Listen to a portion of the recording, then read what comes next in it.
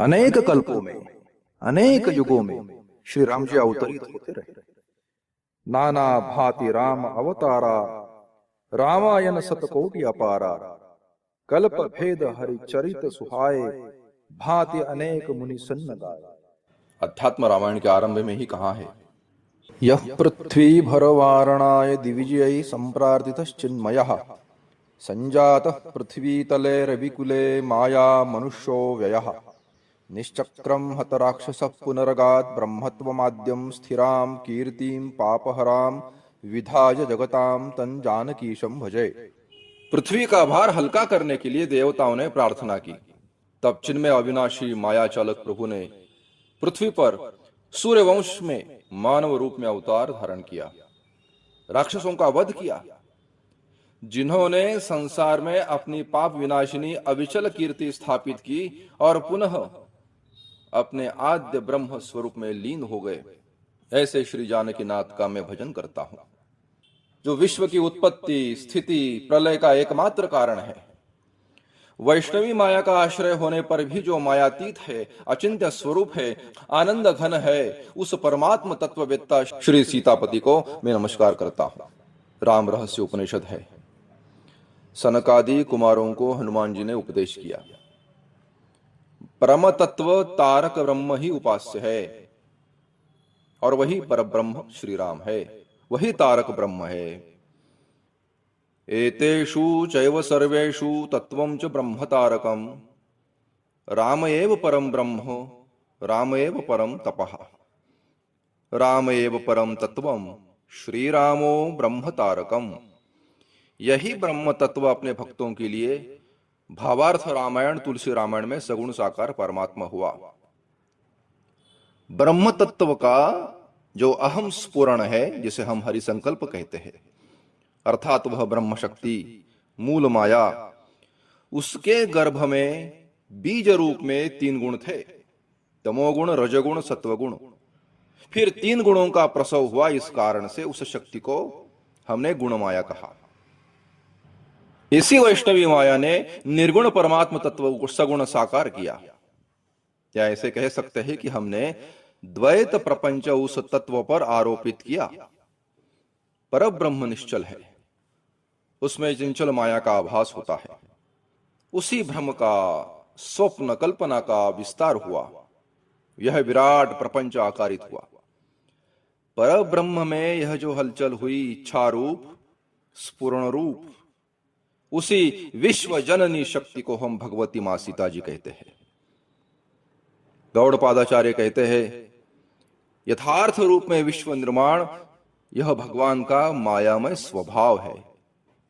वह तो स्वयं पूर्ण तृप्त आप्त काम है, साक्षी है।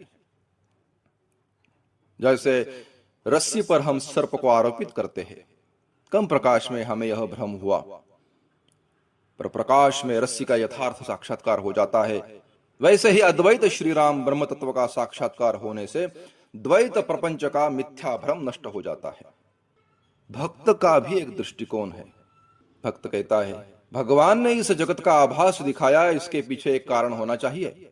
वह यह है कि भक्त और भगवंत का प्रेम विलास इस विश्व के पटल पर साकार हो सके। तो निश्चल तत्व में आभासित होने वाली चंचल मूल माया को ही हम शिव शक्ति, प्रकृति पुरुष, अर्धनारी नटेश्वर, महामाया, महद्भूत या ईश्वर कहते हैं। इस कारण से श्री राम ब्रह्म तत्व भी है, माया चालक नियंता ईश्वर भी है, जो सबके हृदय में रहकर विश्व का भोग लेते हैं।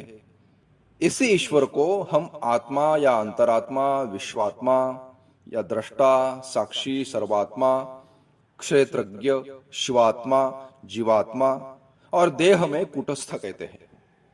भागवत महापुराण में कहा है, वदन्ति तत्तत्त्वविदः तत्त्वं यज्ञानं द्वयम्, ब्रह्मेति परमात्मेति भगवानिति शब्दयते। अर्थात महापुरुष द्वैत के परे अखंड अद्वितीय सच्चिदानंद स्वरूप के ज्ञान को ही ब्रह्म तत्व कहते हैं, भगवान कहते हैं। और यही तत्व हमारे श्री राम है, जो उत्पत्ति, स्थिति, प्रलय, विद्या, अविद्या को जानते हैं। ऐश्वर्यस्य समग्रस्य वीर्यस्य यशसः श्रियाः ज्ञान वैराग्योश्चैव षण्णाम भगयतीरणा। संपूर्ण ऐश्वर्य, जगत को धारण करने की विशेष शक्ति, यश, श्री, समस्त ज्ञान, परिपूर्ण वैराग्य, इन 6 गुणों को भग कहते हैं और यह भग जिनमें है वही भगवान श्री राम है। योग वासिष्ठ में श्री राम जी मुमुक्षु साधक भी है। तीर्थ यात्रा से जब राम जी लौट कर आते हैं तब उनका विवेक और वैराग्य बढ़ चुका था। वे उदास मौन रहते थे। स्नान संध्यादि नित्य कर्म, भोजन, देव पूजन में भी उदास रहते थे। तब गुरुजनों ने, चक्रवर्ती महाराज दशरथ जी ने उन्हें कारण पूछा। तब राम जी कहने लगे, किम नामेदम वत सुखम येयम संसार संतति जायते मृतये लोको म्रियते जननाय च। पिताश्री, ये संसार का जो विस्तार है, क्या यह सुखदायक है? लोग मरने के लिए जन्म लेते हैं और जन्म लेने के लिए मरते हैं।